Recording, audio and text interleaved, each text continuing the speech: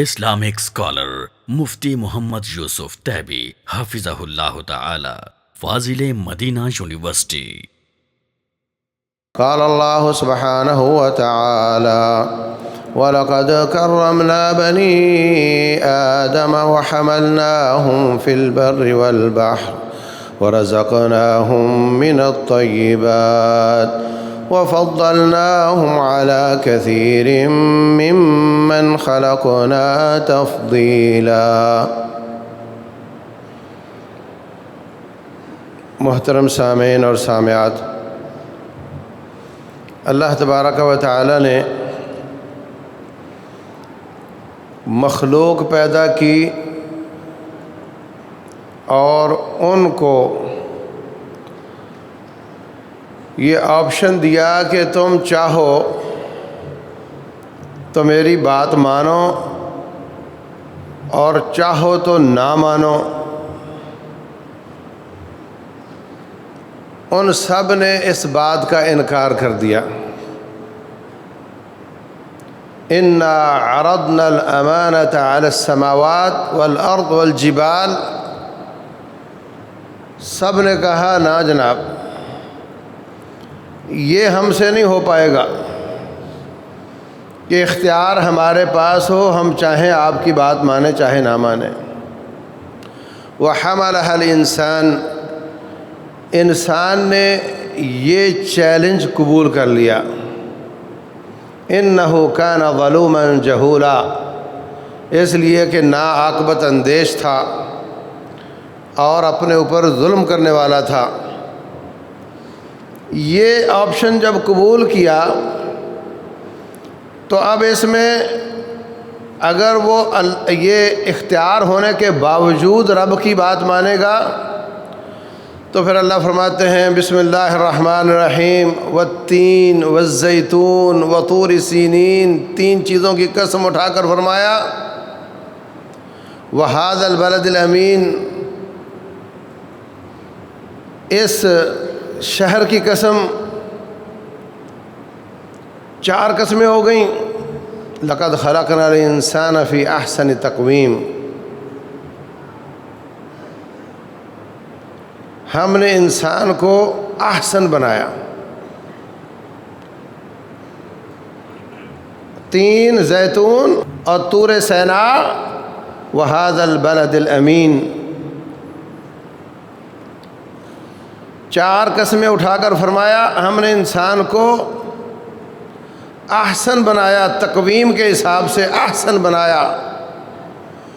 اب اگر یہ ہماری بات مانے گا اور وہ جو اس کو اختیار ملا ہے اس کو اختیار نہیں کرے گا تو پھر یہ احسن سے احسن ہوتا چلا جائے گا، اور اگر یہ ہماری باتیں نہ مانے گا، اختیار کو استعمال کرے گا، ثم رددناہ اسفل سافلین، تو پھر یہ نیچے سے نیچے جائے گا۔ نیچے سے نیچے جانے سے بچنے والے کون ہیں؟ الا الذین آمنوا وعملوا الصالحات، جو ایمان لائے، ان کا ایمان، ان کا عقیدہ، ان کی سوچ، ان کی فکر، ان کا نظریہ، ان کی تھیری، وعملوا الصالحات، اور ان کا پریکٹیکل دونوں اچھے ہو گئے تو وہ اس نیچے جانے سے، پستیوں سے بچ جائیں گے اور وہ اعلیٰ ہو جائیں گے، فرشتوں سے بھی اوپر ہو جائیں گے۔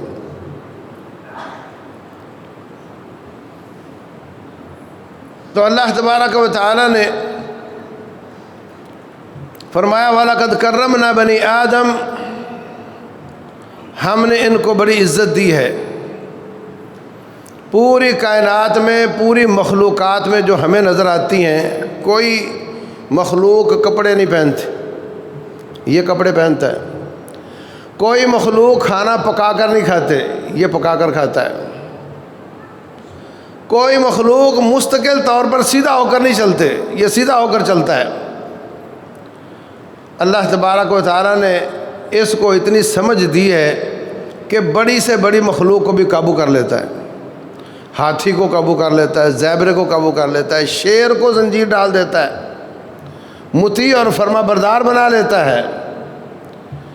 نت نئی ایجادات کرتا رہتا ہے.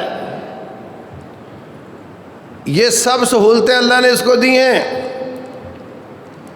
اللہ نے اس کو عزت دی ہے. وَلَقَدْ كَرَّمْنَا, ہم نے اس کو پروٹوکول دیا ہے, اس کو احترام دیا ہے.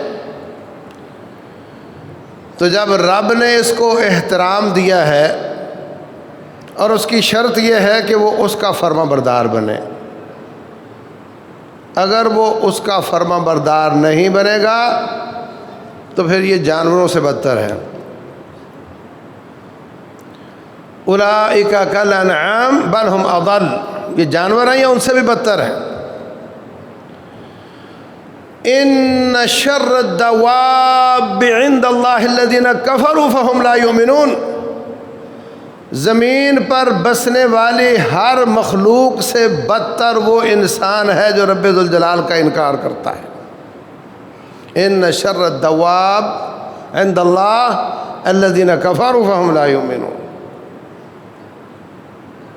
ان الذین کفروا من اہل الکتاب والمشرکین فی نار جہنم اولئک ہم شر البریہ, جو بھی کفر کرنے والے ہیں آگ میں جائیں گے, اور ساری کائنات میں بریہ بری فوج جو زمین پر چلنے والی چیزیں ہیں ان سب میں بدترین وہ انسان ہے جو اللہ تعالیٰ کا انکار کرتا ہے, اس کی بغاوت کرتا ہے. کوئی عزت نہیں اس کی, کوئی پروٹوکول نہیں, کوئی ڈپلومیسی نہیں. رسول اللہ صلی اللہ علیہ وسلم نے خط لکھا مسیلمہ کذاب کو, تو کیا فرمایا؟ من محمد رسول اللہ الی المسیلمۃ الکذاب, یہ اللہ کے سچے نبی محمد کا خط جا رہا ہے جھوٹے کذاب مسیلمہ کی طرف. کوئی پارلیمانی طریقہ, کوئی ڈپلومیٹک طریقہ, کوئی لگی لپٹی, ایسا کچھ نہیں. جب تو پیدا کرنے والے کا باغی ہے تو تیرا کوئی پروٹوکول نہیں ہے. اولئک ہم شر البریہ. اس وقت دنیا حقوق انسان کے چارٹر سائن کرتی ہے کہ انسان کے حقوق ہیں, ساری دنیا کو ماننے پڑیں گے, اور مسلمان کہتے ہیں جی بالکل بالکل, ہمارے نبی صلی اللہ علیہ وسلم نے بھی حجۃ الوداع کے موقع پر حقوق الانسان کا چارٹر پیش کیا تھا. یہ دو باتیں گڈ ہو گئی ہیں. جو حقوق انسان کا چارٹر پیش کرنے والے ہیں وہ کافر ہیں, اور وہ مسلمان کے پروٹوکول کی بات نہیں کرتے, وہ انسان کی بات کرتے ہیں, ہیومن رائٹس کی بات کرتے ہیں. اس لیے کہ وہ سمجھتے ہیں کہ اگر مسلمان کے حقوق کی بات کی گئی تو ہمارا تو کوئی کھاتا نہیں رہے گا. اس لیے انسان کے لیول پر بات کرو کہ مسلمان ملک یو این میں چارٹر میں آئیں اور وہ انسان کے حقوق کی بات کریں, تاکہ ہم جن کو رب نے اسفل سافلین کہا, جن کو رب نے اولئک ہم شر البریہ کہا, جن کو رب نے ان شر الدواب عند اللہ الذین کفروا کہا, وہ ان کا بھی مسلمان احترام کرنے لگ جائیں. جب ہم کہیں گے انسان کے حقوق تو پھر انسان کے لیول پر ہم بھی آ جائیں گے, ہمارا بھی احترام ہو جائے گا. جبکہ نبی صلی اللہ علیہ وسلم نے جو حجۃ الوداع کے موقع پر بات کی, اس میں انسان کی بات بھی کی اور بہت زیادہ مسلمان کی بات بھی کی. فرمایا لا فضل لعربی علی اعجمی, کسی عربی کو اجمی پر, کسی گورے کو کالے پر کوئی فوقیت نہیں, الا بالتقوی, جب کالے گورے عربی اجمی کی بات ہوتی ہے تو یہ انسان کی بات ہوتی ہے، اور جب یہ بات ہوتی ہے کہ تقوی کے ساتھ احترام ملے گا تو یہ اسلام کی بات ہوتی ہے۔ فرمایا ان اکرمکم عند اللہ اتقاکم، تم میں سب سے زیادہ پروٹوکول اس کا ہے جو اللہ سے ڈرنے والا ہے، جو زیادہ متقی ہے اس کا احترام ہے، تقوی کی بنیاد پر، ایمان کی بنیاد پر، خلوص کی بنیاد پر، توحید کی بنیاد پر انسان کا پروٹوکول ہے، اس کا احترام ہے، اس کی عزت ہے۔ اگر یہ نہیں تو فرمایا سیصلا نارا ذات لہب،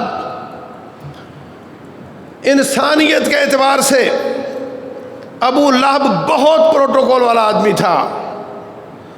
لہب کا معنی ہوتا ہے انگارہ، اس کو ابو لہب اس لیے کہتے تھے کہ اس کا چہرہ انگارے کی طرح سرخ و سفید دہکتا تھا، چمکتا تھا، قد بڑا لمبا تھا، قبیلہ ہاشمی اور قریشی تھا، نبی صلی اللہ علیہ وسلم کا سگا تایا یا چچا تھا، لیکن تقوی نہیں تھا، ایمان نہیں تھا۔ فرمایا سیصلا نارا ذات لہب، وہ آگ میں جائے گا۔ اس کے مقابلے میں سلمان فارسی، فارس کا رہنے والا، بلال حبشی، موٹے ہونٹ، پچکی ناک، کالا رنگ، نسل کا پتہ ہی نہیں، غلام۔ رسول اللہ صلی اللہ علیہ وسلم پوچھتے ہیں بلال ایک بات تو بتاؤ مجھے، تو کون سی نیکی کرتا ہے کہ جب میں معراج کی رات اللہ کی جنت دیکھنے گیا تو وہاں تیرے قدموں کی آہٹ آ رہی تھی؟ کہنے لگے میں دن ہو یا رات ہو، جب بھی بے وضو ہوتا ہوں وضو کر لیتا ہوں، اور جب بھی وضو کرتا ہوں جتنی اللہ توفیق دے نفل پڑھ لیتا ہوں۔ تو یہ انسانیت کا لیول، کہ رنگ کالا ہے، گورا ہے، نسل کون سی ہے، اس کی فکر نہیں۔ بات تو یہ ہے کہ اس رب کی عبادت کون کرتا ہے، اس کو عزت کون دیتا ہے، اللہ کی توحید کو کون اپناتا ہے، اس کی بغاوت کو کون چھوڑتا ہے، یہاں آ کر کے عزت و احترام کا معیار بنتا ہے۔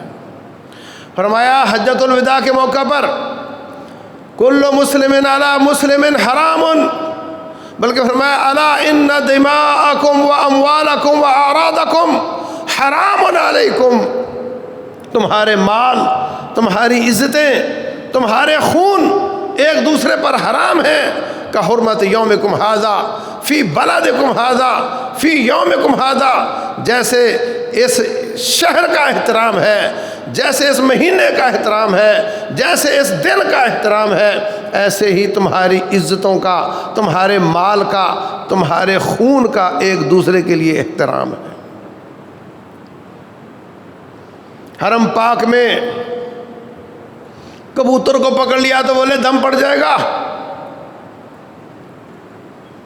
یہ کر لیا تو یہ ہو جائے گا، شکار کرنا حرام ہے، درخت کی ٹہنی توڑنا جائز نہیں۔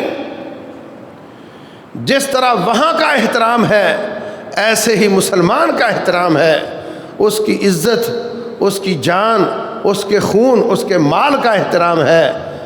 مسلمانوں لاکھوں روپیہ لگا کر کے جاتے ہو حج کرنے کے لیے، حرم پاک کا احترام کرنے کے لیے، اور جو حرم ہمارے معاشرے میں رہتے ہیں ان کا احترام نہیں کرتے ہو، بڑے نستعلیق طریقے سے، بڑے سمارٹ طریقے سے پیسے چرا لیتے ہو، پتہ بھی نہیں چلتا۔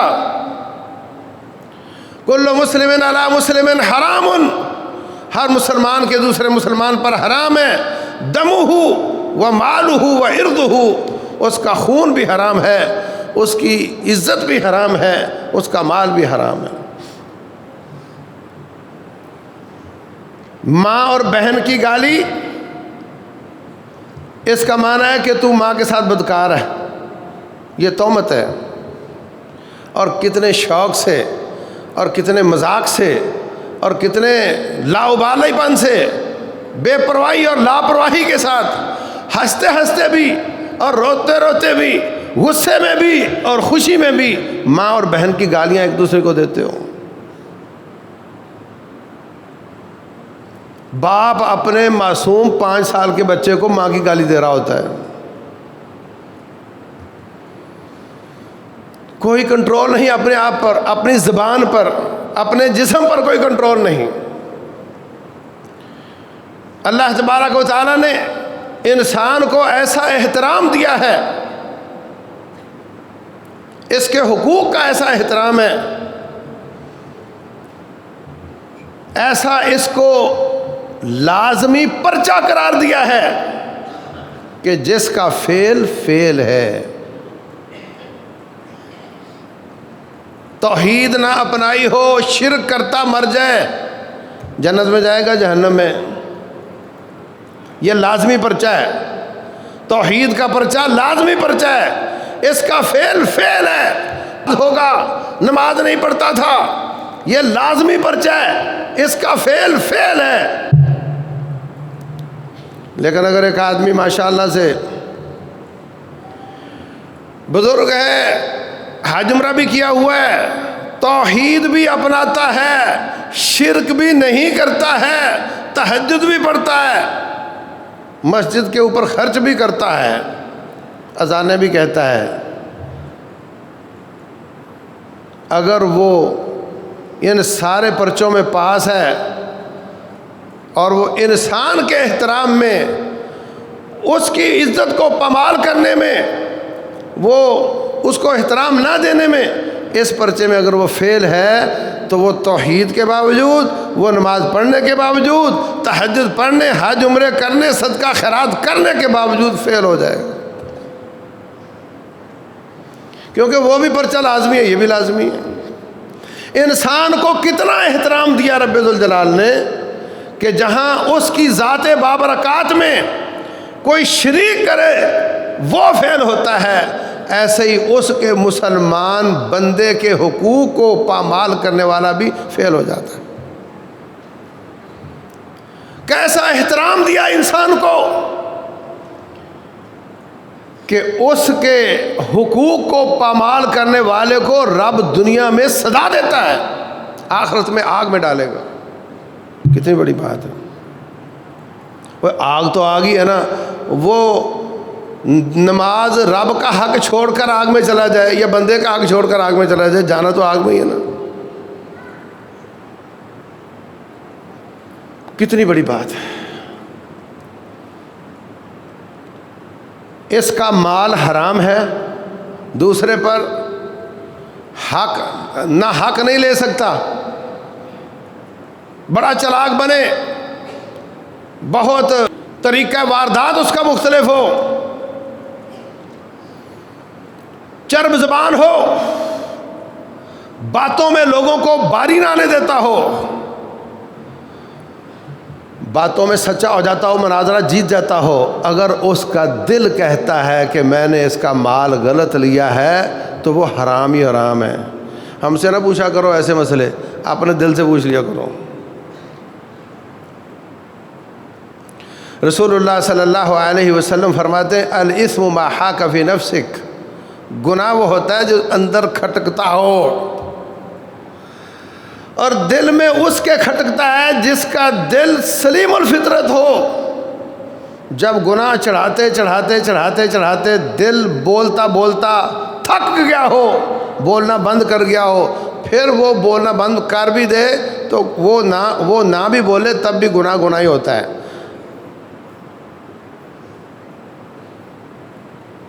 رسول اللہ صلی اللہ علیہ وسلم فرماتے ہیں، بخاری شریف کی حدیث ہے،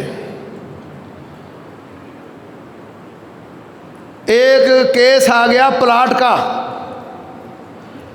ایک پارٹی کا یہ پلاٹ میرا ہے، دوسری کا یہ میرا ہے، اور اب آپ اس پہ غور کرو، کہ رسول اللہ صلی اللہ علیہ وسلم ایک قاضی اور جج اور حکمران بھی ہیں، اور بچوں کے باپ بھی ہیں، بیویوں کے شوہر بھی ہیں، اور رب کے رسول بھی ہیں۔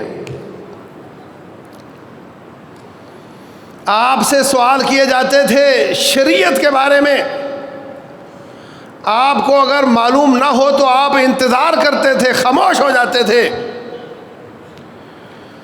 رب ذوالجلال فرماتے ہیں یسألونک یسألونک یسألونک یسألونک عن المحیض یسألونک عن الیتامی یسألونک ماذا احل لهم یسألونک عن ذی القرنین یسألونک ماذا ينفقون۔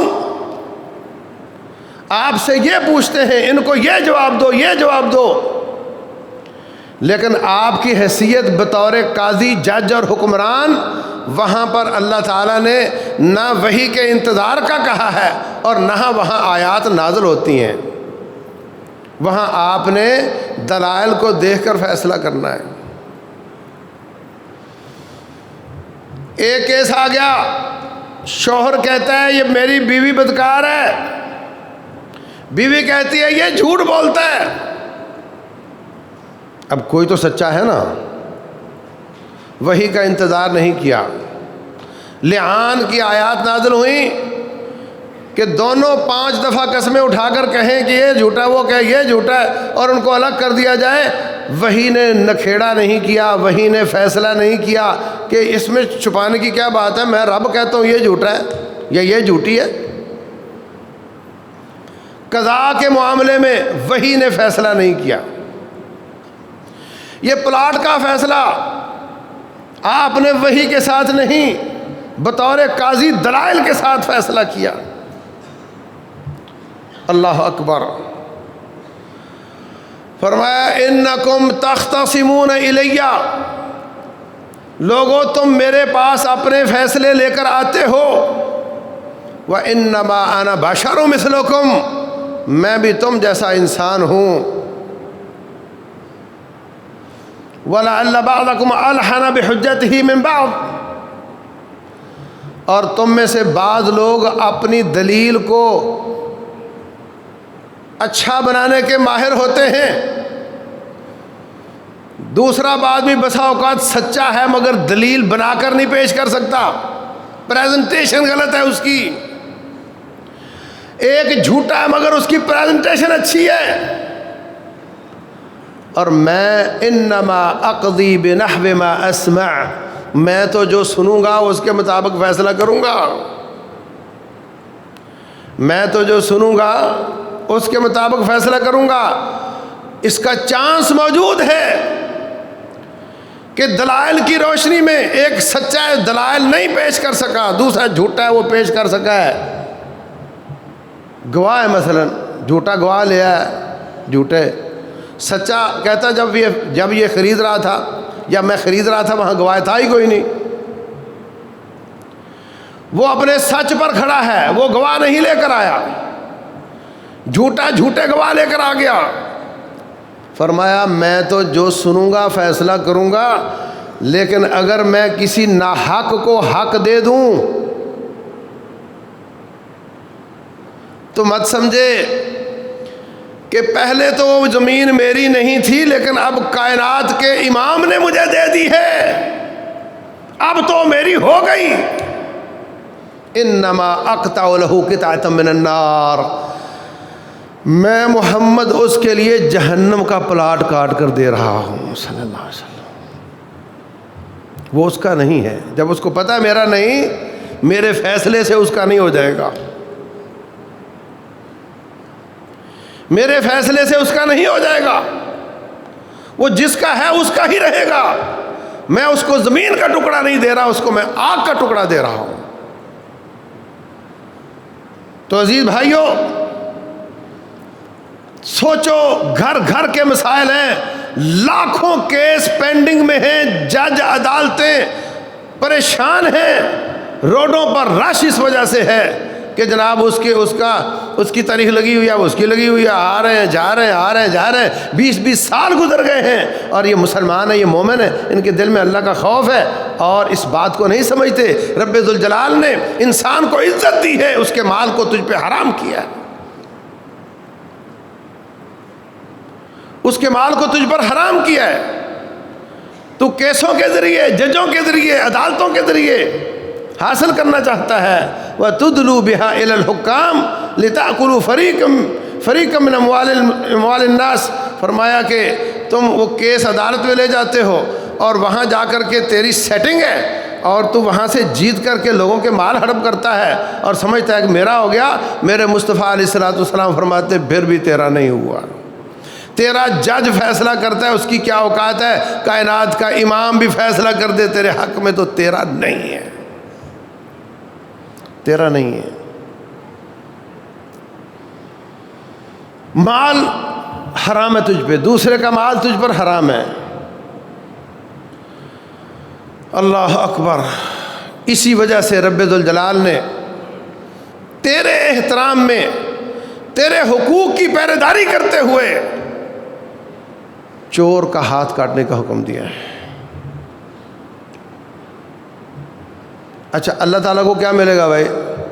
چور کسی کی چوری کرتا ہے، اس کا مال چلا گیا، وہ لے گیا، اللہ تعالیٰ کا کیا گیا؟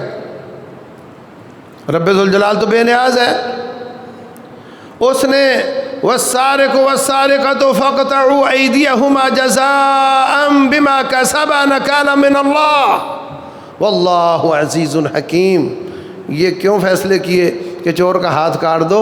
اس لیے کہ وہ تجھے پروٹوکول دے رہا ہے، تیرا احترام باقی رکھنا چاہتا ہے، تیری لڑائی لڑ رہا ہے، تیرے احترام کی، تیرے حقوق کی لڑائی لڑ رہا ہے۔ جو تیرا مال چوری کرتا ہے رب اس کا ہاتھ کاٹ دیتا ہے۔ اور آج کل ایک تحریک بڑی زور پکڑ رہی ہے کہ جی اللہ کا قرآن ہی قرآن ہے، بس حدیث کی کوئی ضرورت نہیں۔ اللہ تبارک و تعالیٰ ایسوں کو ہدایت دے۔ اس آیت میں اللہ فرماتے ہیں چور مرد ہو یا عورت اس کا ہاتھ کاٹ دو۔ عربی زبان میں ہاتھ کلائی تک بھی ہوتا ہے، کونی تک بھی ہوتا ہے، کندھے تک بھی ہوتا ہے، یہ سارے ہاتھ ہیں۔ وضو کے بارے میں فرمایا اذا قمتم الى الصلاة فاغسلوا وجوهكم وايديكم الى المرافق، اپنے ہاتھ کونی تک دھو۔ یہاں وضاحت نہیں کی کہ ہاتھ کاٹنا ہے تو کہاں تک کاٹنا ہے۔ اگر سنت کی ضرورت نہیں تو پھر کندھے تک کاٹو گے یا کونی تک کاٹو گے؟ ہاں، میرے مصطفیٰ علیہ السلام نے چور کا ہاتھ کاٹا اور کلائی تک کاٹا، تو سنت نے وضاحت کر دی کہ آیت کا معنی کیا ہے۔ تو میرے عزیز بھائیوں اور بہنوں، اللہ تبارک و تعالیٰ نے انسان کو احترام دیا ہے، اس کی جان، اس کے مال اور اس کی عزت کی حفاظت کی ہے۔ جو اس پہ دست درازی کرتا ہے اس ہاتھ کو کاٹ دیا ہے، اس کو دنیا میں بھی سزا دی ہے اور آخرت میں فرمایا اتدرون من المفلس، جانتے ہو کہ دیوالیہ کون ہوتا ہے؟ کہا کہ وہ دیوالیہ ہوتا ہے جس کے پاس پائی پیسہ نہ ہو، من لا درہم لہ ولا دینار۔ فرمایا لیکن میری امت کا مفلس وہ ہے جو قیامت والے دن نیکیوں کے پہاڑ لے کر آئے گا، لیکن وہاں لوگوں کے حقوق غصب کیے ہوں گے، لوگ لینے کے لیے آئیں گے، ان کو تول تول کر اس کی نیکیاں دے دی جائیں گی، نیکیوں کا پہاڑ ختم ہو جائے گا، پھر لوگ ابھی تک باقی ہوں گے، پھر ان کے گناہ تول تول کر اس کے سر پر ڈالے جائیں گے، اس کا نیکیوں کا پہاڑ دیکھتے ہی دیکھتے گناہوں کا پہاڑ بن جائے گا اور اس کو آگ میں ڈال دیا جائے گا۔ اور یاد رکھو، آج اگر ہم کسی کے مال پر ہاتھ صاف نہ کریں تو بھی زندہ رہ سکتے ہیں، تو بھی ہمارا گزارا چل سکتا ہے، لیکن قیامت والے دن اس کو نیکیاں دینے کے بعد تیرا گزارا نہیں چلے گا،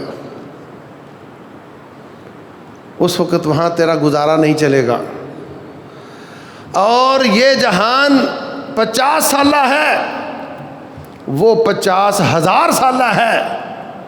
تو کتنا کم عقل ہے کہ 50 سالہ کو سنوارنے کے لیے 50,000 سالہ کو ضائع کر رہا ہے۔ انشاءاللہ اگلے خطبات میں انسان کے باقی حقوق، جیسے اس کی عزت، جیسے اس کی جان، اس کا ایمان، اس کی عقل، اس کی نسل، اس کو اللہ تعالیٰ نے کیسے محفوظ کیا ہے، اس پر بات کرنے کی کوشش کریں گے۔ رب ذوالجلال والاکرام ہم سب کو سمجھنے کی توفیق دے، عمل کرنے کی توفیق دے، ہمیں انسان بنا دے، ہمیں مسلمان بنا دے، اور اللہ کے پیاری شریعت پر عمل کرنے کی توفیق دے، اور اس کی وائلیشن سے بچنے کی توفیق دے۔ واللہ اعلم، وصلی اللہ وسلم وبارک علی نبینا محمد۔